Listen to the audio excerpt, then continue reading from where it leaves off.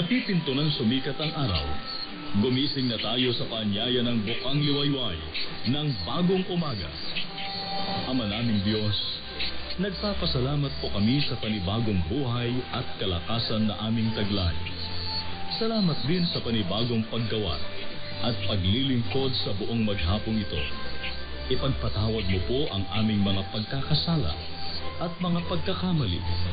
Iyo po kaming sangkapan ng karunungan sa aming mga pagpapasya. Tulungan mo po kaming maging handa sa aming pagganap, sa aming mga tungkulin na may buong katapatan.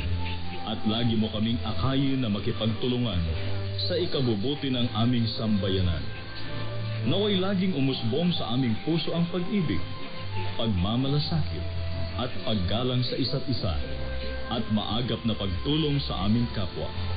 Iadya mo kami mula sa kapalaluan at pagiging makasarili, at tulungan mo kaming mamuhay sa kapayapaan. Sa pangalan ng aming Panginoong Jesus. Amen. Magandang umaga po sa inyong lahat. Malugod po namin kayong inaanyayahan para sa isa pang pagsasahing papawid ng Live Radio 1179 kHz Santiago City sa AM band.